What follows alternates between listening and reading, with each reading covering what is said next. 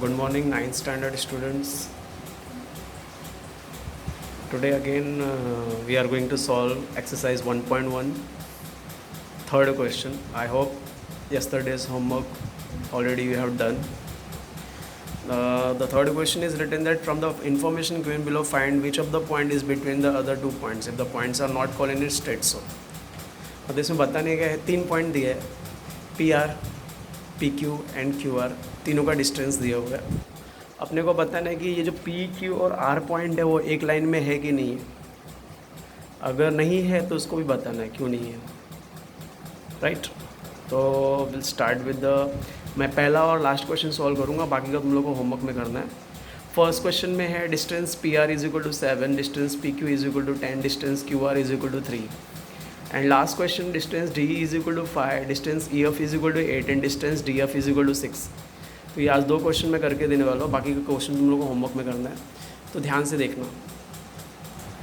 पहला क्वेश्चन है distance P R is equal to 7, distance P Q is equal to 10, distance Q R is equal to 3. Is this clear? तो सबसे पहले हम लोग लिखेंगे, सबसे पहले इसमें चेक करो सबसे बड़ा नंबर कौन सा है. Distance P Q I hope सबसे बड़ा है, तो distance P comma Q is equal to 10, इसको फर्स्ट नंबर दे देते हैं. ठीक है. अब 2 छोटे नंबर 7 और 3 है, इसको लिखने का distance P R plus distance Q R is equal to 7 plus 3 is equal to 10. Correct. अब लिखने का therefore distance P Q is equal to distance P R plus distance Q R. Right. मतलब from 1 and 2, इसको 2 number दे दो.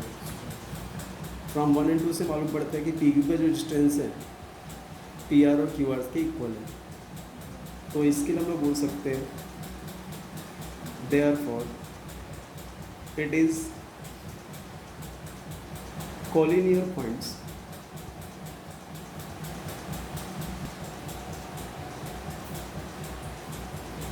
Collinear points. Correct. अभी इन दोनों में common alphabet कौन सा है? आर. तो हम लोग बता सकते हैं R is the midpoint, R is the midpoint of P R. Is is clear? जो कॉमन अल्फ़ाबेट रहेगा वही ले लेगा. Correct.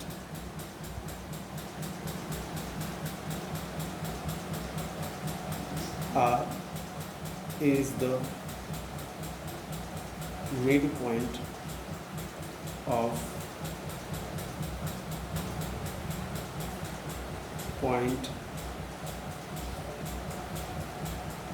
P and point Q. Is this clear? I hope आप लोगों को समझ में आ गया रहेगा. अब दूसरा क्वेश्चन देखते हैं. इसमें मैंने क्या किया, खाली एक पता किया सबसे बिगर नंबर कौन सा है, पी क्यू. पहला पी क्यू लिख दिया, फिर दोनों स्मॉलर नंबर को ऐड किया. अब चेक किया कि दो जो बड़ा वाला नंबर है दोनों छोटे वाले नंबर के प्लस के बराबर है, तो इसके कोलिनियर पॉइंट्स बोलेंगे. और इन दोनों में कॉमन पॉइंट्स के आर, तो R is the midpoint of the point P and Q. Is this clear? Next question.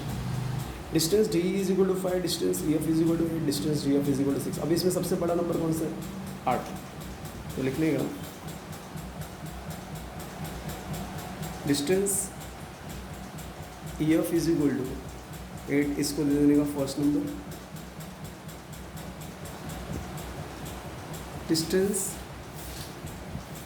D E is equal to D E plus distance D E plus distance D E plus distance D F is equal to 5 plus 6 is equal to 11. इसको number दे दो second. अब मुझे बताओ 8 और 11 equal है क्या? नहीं है. 8 और 11 इक्वल नहीं है, तो हम लोग इसको ऐसे लिखेंगे distance E F is not equal to, यहाँ पे हम लोगों ने इक्वल लिखा था, यहाँ पे हम लोग क्या लिखेंगे, not equal to distance d plus distance df from 1 and 2. Therefore, it is not collinear points. It is not collinear points. Is this clear? So this is the first question and this is the last question. With this you can understand, right? Take this screenshot. This is the last question. This is the first question. I hope